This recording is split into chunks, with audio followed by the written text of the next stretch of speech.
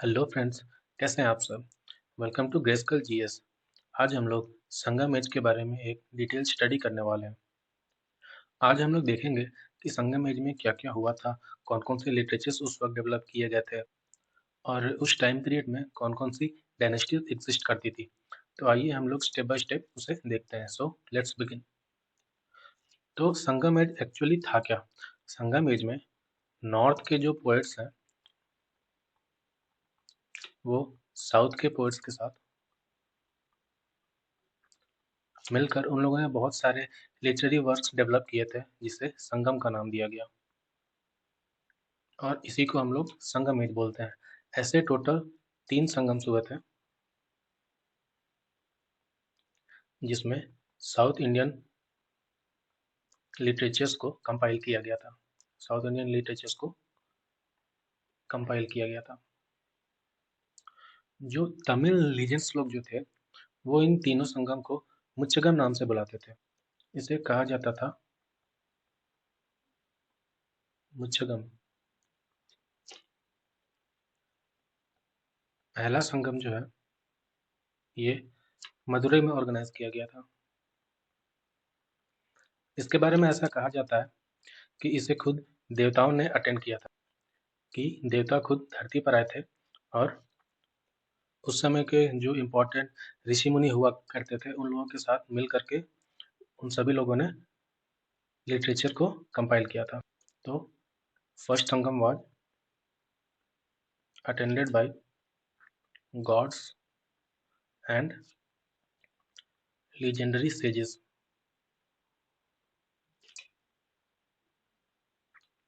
इसमें शामिल थे ऋषि अगस्त्य। बट जितने भी लिटरेचर यहाँ पर डेवलप किए गए उनमें से एक भी सरवाइव नहीं कर पाया। सो एट प्रेजेंट टाइम उस समय की एक भी लिटरेरी वर्क अवेलेबल नहीं है। So no literary works is available.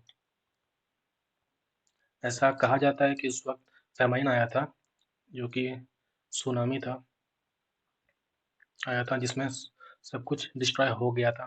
तो जाहिर सी बात है जब साक्षात भगवान धरती पे आएंगे तब तो सुनामी आनी ही है। तो सब कुछ डिस्ट्रॉय हो गया था। इसके बाद जो दूसरा संगम है, सेकेंड संगम, ये ऑर्गेनाइज किया गया कपादापुरम में। कपादापुरम। तो इसमें भी बहुत सारे लिटरेरी वर्क्स किए गए, बट उसमें से भी बहुत सारे जो वर्क है उनके वो डिस्ट्रॉयड हो गए थे, जिसमें से सिर्फ एक ही सर्वाइव कर पाया, जिसका नाम था तोलकापियम, जिसे लिखा था तोल्कापियार ने। तोल्कापियार। ये तोल्कापियम जो है इसे पहला तमिल टेक्स्ट कंसिडर किया जाता है। So it is the earliest Tamil text, जो कि बेसिकली पहला तमिल ग्रामर है।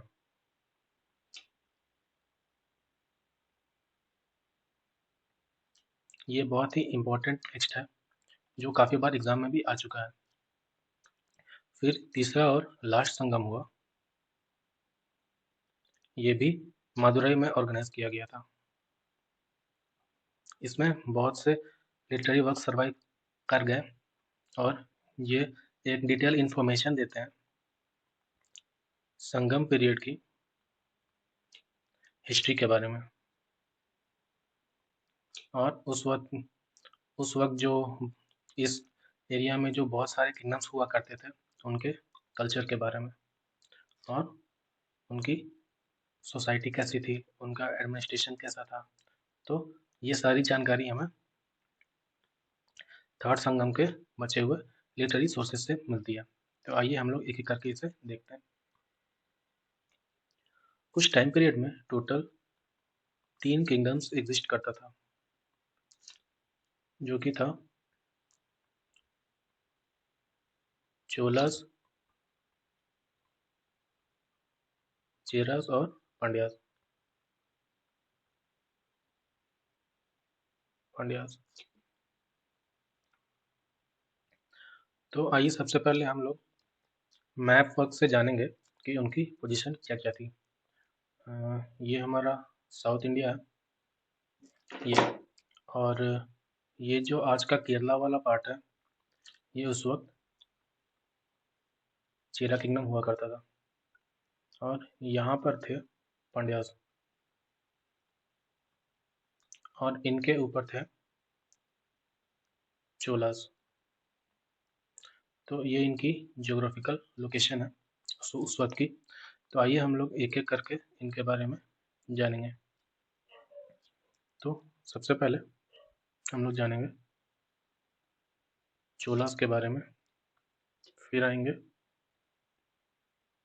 चेरास और फिर पांड्यास।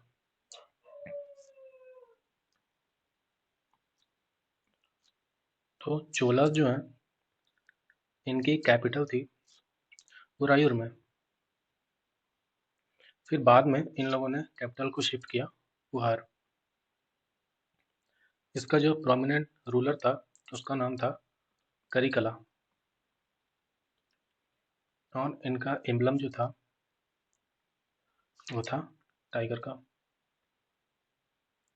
और उस वक्त का इनके पास एक इम्पोर्टेंट पोर्ट हुआ करता था कावेरी पट्टनम में। कावेरी पट्टनम में बहुत से स्कॉलर्स का ऐसा मानना है कि जो पहली नेवी जो थी, फर्स्ट नेवी, वो इन इन चोलास के पास थी। फिर आते हैं चेरास की ओर। तो चेरास का कैपिटल था वनजी में। वनजी में इनके जो प्रोमिनेंट रूलर हुए उनका नाम था सेनगुट्टवन।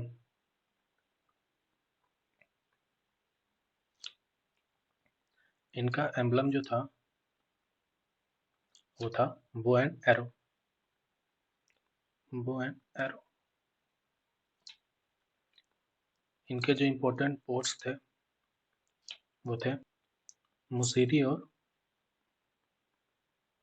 तोंडी। पांड्यास का कैपिटल था मदुरई। नेदुचेलियन जो है ये पांड्या किंगडम का एक इम्पोर्टेंट किंग है, और इनका एम्बलम जो था वो था कार। एक फिश होता है, आप लोगों ने देखा होगा। और इनके जो इम्पोर्टेंट पोर्ट्स थे वो थे मुजरिल और कावेरी में। सो ये एक ओवरलुक है जो उस वक्त तीन किंगडम्स एग्जिस्ट करते थे, चोलास, चेरास और पांड्यास। एक चीज पर हमें ध्यान रखना है, चोलास दो बार आए थे। एक जो सबसे पहले आए थे, जो ये वाले चोलास हैं, इन्हें हम कहते हैं अर्ली चोलास। और फिर बाद में चोलास एक बार फिर से राइज होंगे और वो कहलाएंगे इंपीरियल चोलास। इंपीरियल चोलास पर भी मैं एक वीडियो लेकर के आऊँगा बहुत जल्दी। तो फिलहाल हम अर्ली चोलास के बारे में पढ़ते हैं। अब जो हमारा नेक्स्ट टॉपिक है वो है संगम लिटरेचर।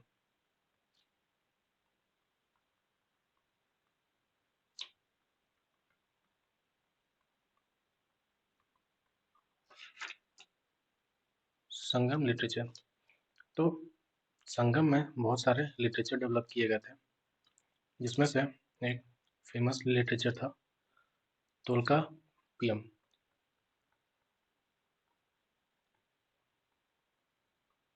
जो कि बेसिकली एक तमिल ग्रामर है।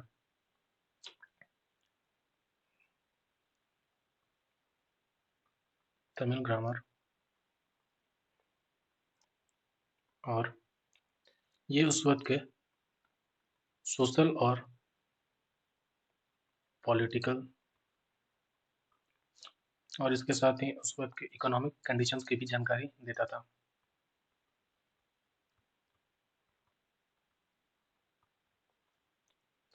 तोल्कापियम को लिखा था तोल्कापियार ने,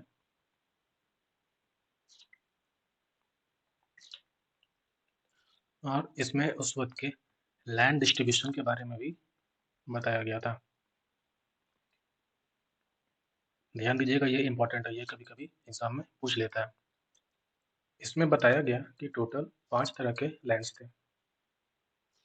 इसमें से पहला था कुरुंजी,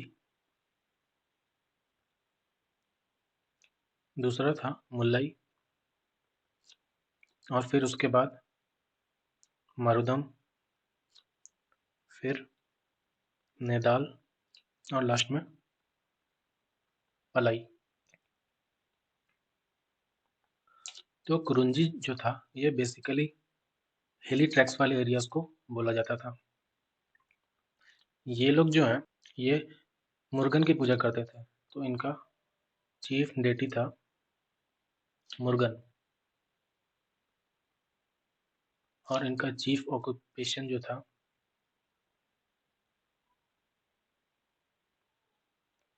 वो था हंटिंग, और ये लोग हनी कलेक्शन भी किया करते थे। तो हंटिंग एंड हनी कलेक्शन। मुलई जो है पास्टोरल लैंड्स को बोला जाता था।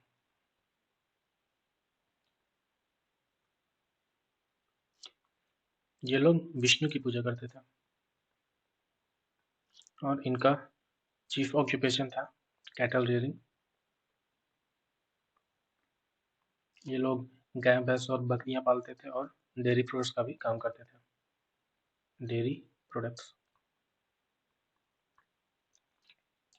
मरुदम जो है ये एग्रीकल्चरल लैंड्स को बोला जाता था। Agricultural lands, it's Marudam, MA। और ये लोग इंद्र की पूजा करते थे। Indra was the chief deity, और इनका काम होता था खेती बाड़ी करना, तो ये एग्रीकल्चर किया करते थे। नेदल जो है ये कोस्टल एरिया था, और इनके चीफ डेटी थे वरुण। तो जैसा कि आप लोगों को पता ही होगा, वरुणा जो है हिंदू माइथोलॉजी के अनुसार ये समुद्र के देवता हैं, समुद्र और पानी के। तो ये लोग कोस्टल एरियाज में होते थे, इसलिए वरुण की पूजा करते थे। और इनका जो ऑक्यूपेशन था फिशिंग, ये लोग फिशिंग करते थे, मछलियाँ पकड़ते थे और नमक भी बनाते थे। सॉल्ट मेकिंग का भी काम ये लोग करते थे। फिर आता है पलाई। तो पलाई उस वक्त डेजर्ट एरिया को बोला जाता था, डेजर्ट एरिया। कोरवई इनका चीफ डेटी था, और इनका चीफ ऑक्यूपेशन था रॉबरी। ये लोग चोरी चकारी करते थे। रॉबरी भी उस वक्त एक ऑक्यूपेशन माना जाता था। बताइए अब क्या ही कर सकते हैं। तो इसके पीछे कारण ये है कि डेजर्ट एरिया में ना आप एग्रीकल्चर का काम कर सकते हो, ना ही वहाँ पर फिशिंग हो सकती है, ना ही कुछ मैन्युफैक्चर का काम किया जा सकता है। वहाँ पर जानवर भी ज़्यादा नहीं होते हैं, तो वहाँ पर हंटिंग भी नहीं हो सकती है। तो इनके पास और भी ऑप्शन नहीं बचता था, इसीलिए ये लोग रॉबरी करते थे। तो ये सारी चीज़ें तोल्कापियम में मेंशन है। दूसरा हमारा टेक्स्ट जो है वो है मील कन्नकू।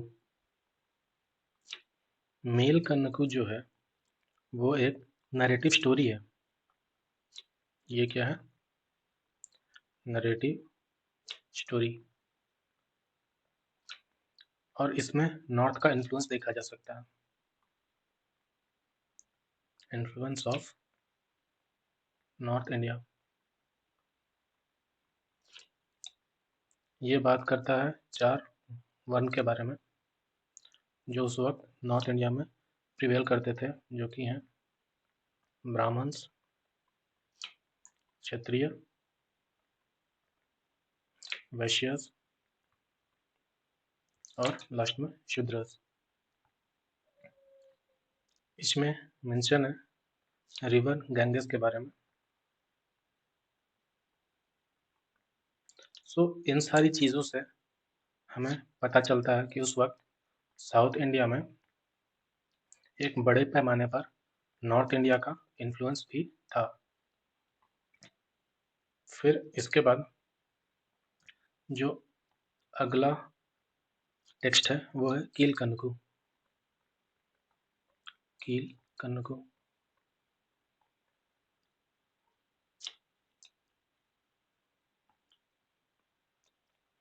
तो कीलकनकु में मोस्टली उपदेश दिया गया था। इसमें बताया था कि आपका कंडक्ट कैसा होना चाहिए, और ये बहुत ज़्यादा इन्फ्लुएंस था जैनिज्म और बुद्धिज्म से।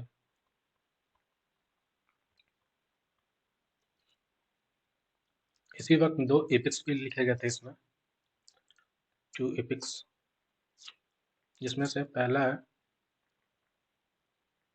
शिल्पाधिकरण और दूसरा है मणिमेखलाई।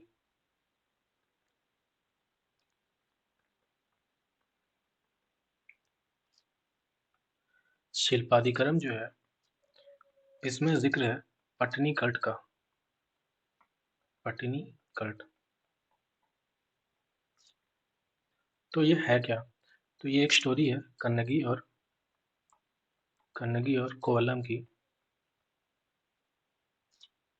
इनकी स्टोरी ये शिल्पाधिकरण में मेंशन किया गया है। तो मैं आप लोगों को इसे ऐसे ही शॉर्ट में समझा देता हूँ, तो अंडरस्टैंडिंग के लिए ये ज़्यादा बेटर होगा।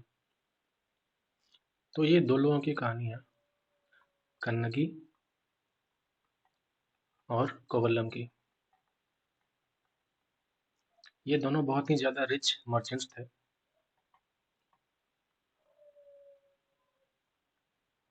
और ये दोनों एक दूसरे से प्यार करते थे, और इन दोनों की शादी हो जाती है। तो मैरिज की जो पार्टी थी उसमें एक डांसर को बुलाया गया था जिसका नाम था माधवी। ये बहुत ही ज़्यादा ब्यूटीफुल थी, और कोवलम ने जब माधवी को देखा तो इन्हें इससे हो गया।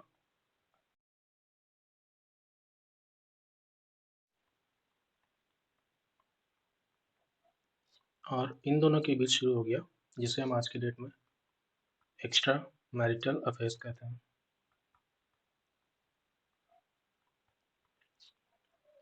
ये माधवी जो थी ये ग्रीडी थी, बहुत ज़्यादा ग्रीडी वुमन, जिसे हम लोग आज के डेट में गोल्ड। तो कोवलम जो है ये तो पहले से ही रिच थी, और ये और प्यार में पड़ने के बाद ये इसे एक्सपेंसिव गिफ्ट्स दिया करते थे, एक्सपेंसिव गिफ्ट्स। तो यहाँ से कोवलम की लाइफ में ड्रेन ऑफ वेल्थ थ्योरी शुरू हो गई।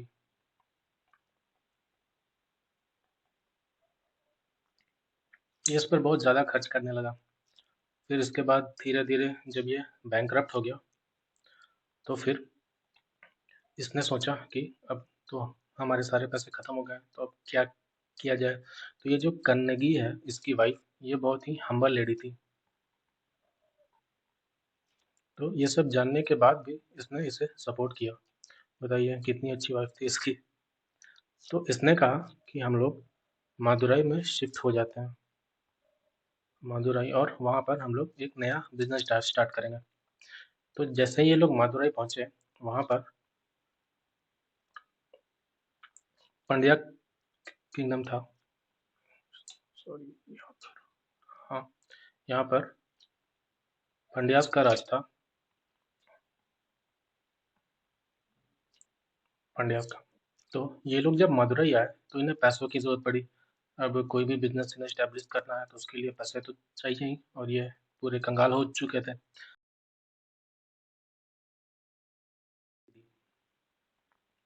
और कहा कि इसे जाकर के बेच आओ, और इसके बदले में कैश लेकर के आओ, और इससे हम लोग बिजनेस स्टार्ट करेंगे। तो ये गया शॉप पर, और उसी वक्त क्या हुआ था कि कन्नगी की जो ज्वेलरी थी ये बहुत ही रेयर ज्वेलरी थी, और ऐसी सिर्फ दो ही थी पूरे साउथ इंडिया में। जो एक जो है वो कन्नगी के पास था, और दूसरा पांड्या किंगडम के राजा के पास था, किंग के पास। बट जैसे ही ये लोग मदुरई पहुंचे उससे कुछ दिन पहले ही इसकी जो ज्वेलरी थी वो चोरी हो चुकी थी। तो इसने जगह जगह पोस्टर्स लगवा दिए कि जो कोई भी चोर को ढूंढ कर लाएगा या फिर चोरी की हुई ज्वेलरी लेकर के आएगा उसे रिवॉर्ड दिया जाएगा।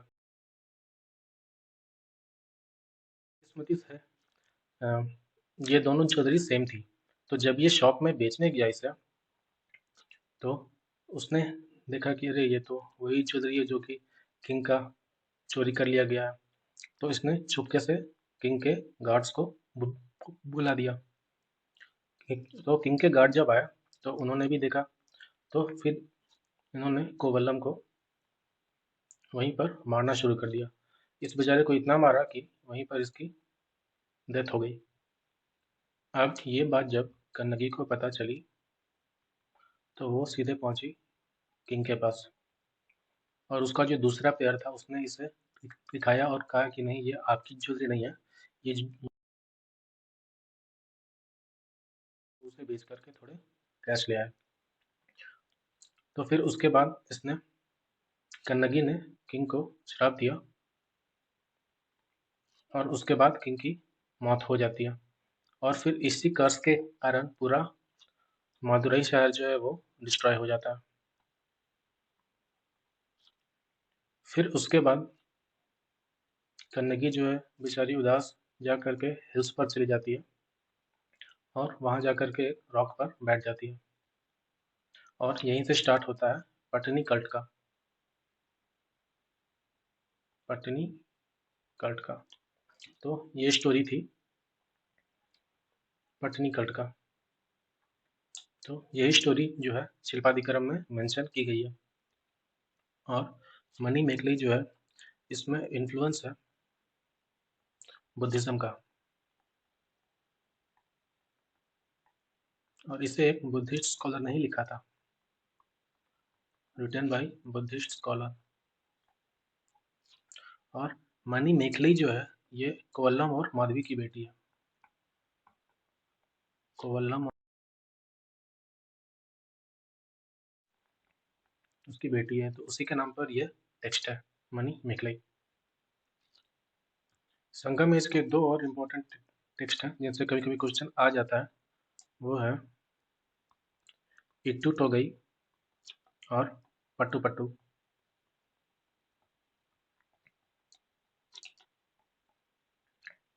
ये दोनों टेक्स्ट बात करते हैं जो किंग था उसका साहस और उसकी लव।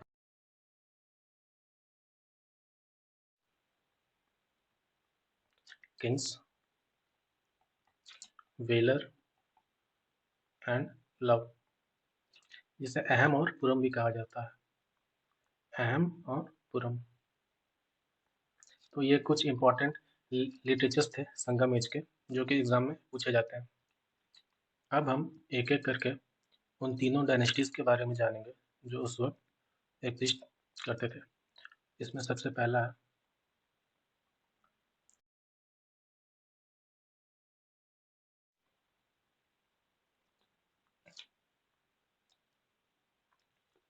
तो चेरा डायनेस्टी जो है इनका ज्योग्राफिकल लोकेशन था जो आज का मॉडर्न डे केरला है, वहाँ पर इनका लोकेशन था जिसे आज हम केरला के नाम से जानते हैं। इनका कैपिटल था वंजी में।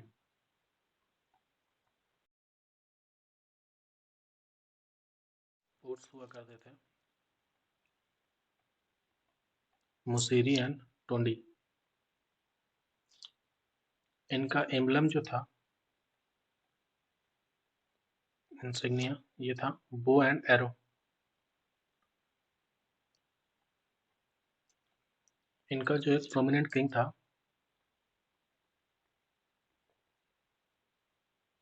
उसका नाम था सेन गुट्टुमन। सेन गुट्टुमन। इसका जो टाइम पीरियड था वो था सेकेंड सेंचुरी। चेरा किंगडम का मेंशन किया गया है पुगालुर इंस्क्रिप्शन में, जिसका टाइम पीरियड है फर्स्ट सेंचुरी एडी। इसमें चेरा किंग्स के 3 जनरेशंस के बारे में बताया गया। 3 generations of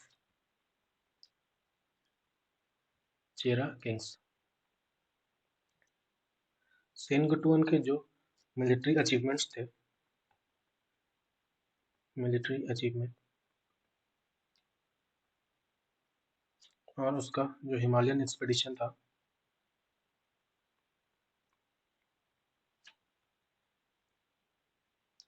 इसके बारे में जिक्र किया गया है शिल्पादिक्रम में।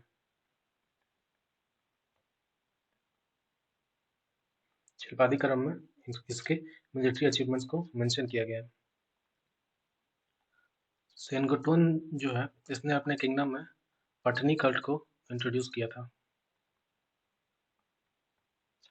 और की पूजा की जाती थी, worship of Kannagi as an ideal wife.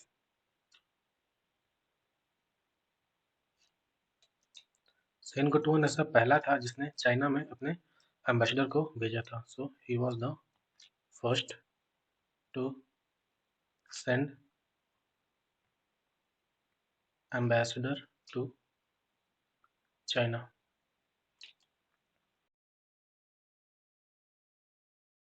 ये डायनेस्टी की है और ये सभी संगम लिटरेचर में मेंशन किए गए हैं।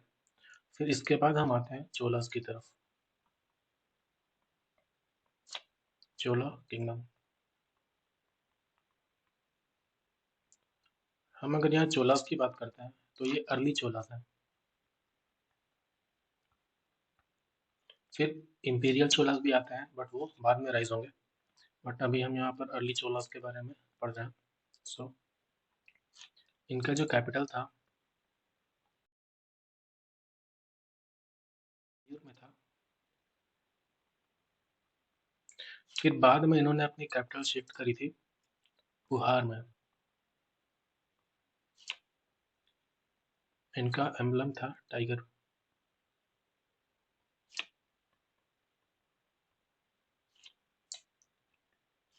इसका जो प्रोमिनेंट किंग था, important ruler,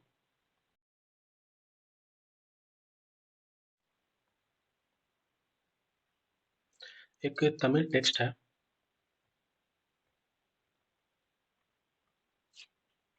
पट्टिना Pallai, written by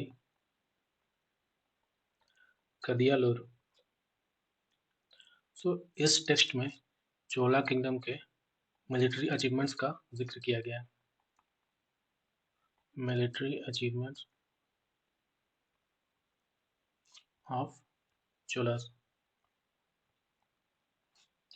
ये इस पर थोड़ा हमें ध्यान देना है, ये कभी कभी पूछ लेता है। इस समय में एक फेमस बैटल हुई थी, बैटल ऑफ विनी। और इसमें ऐसा कहा गया था कि करिकला जो है उसने चेरा, पांड्या और ऐसे 11 किंग्स के अलायंस को हरा दिया था। So Karikala defeated alliance of Pandyas, Cheras and 11 chieftains। इनके अलायंस को करिकला ने डिफीट किया था। करिकला ने कंस्ट्रक्ट करवाया था irrigation tanks, constructed irrigation tanks, जो कि एग्रीकल्चर के लिए यूज होता था और फॉरेस्ट्री के लिए भी। अब हम लोग जानेंगे पांड्या किंगडम के बारे में।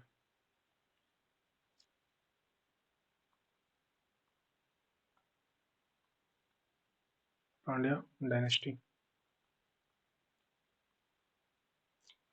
ये पांड्या डायनेस्टी जो है, ये इनका जो लोकेशन है, ये है मॉडर्न डे के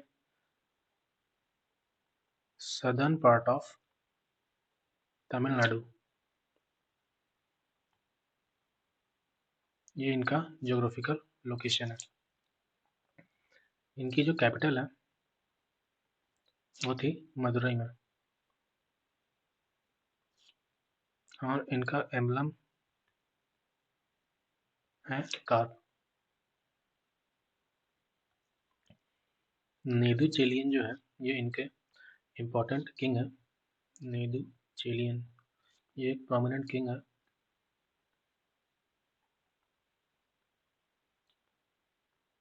पांड्या डायनेस्टी से।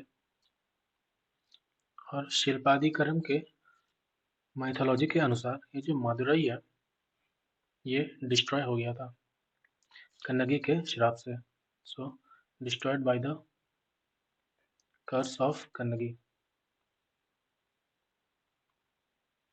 एक तमिल टेक्स्ट है जिसका नाम है मादुराई कंजी। इसमें कोरकाई पोर्ट के बारे में मेंशन है। कोरकाई पोर्ट ये पांड्या डायनेस्टी का एक इम्पोर्टेंट पोर्ट था, तो उसके सोशियो इकोनॉमिक कंडीशन के बारे में मेंशन किया गया है। Socio economic condition. तो ये कुछ इम्पोर्टेंट फैक्ट्स थे पांड्या डायनेस्टी के बारे में। यहीं पर हमारा संगम एज का जो डिस्कशन है वो ख़त्म होता है। एंड आई होप आप लोगों को वीडियो पसंद आया होगा। और अब हम लोग नेक्स्ट टॉपिक में मिलेंगे। तब तक के लिए गुड बाय और थैंक यू।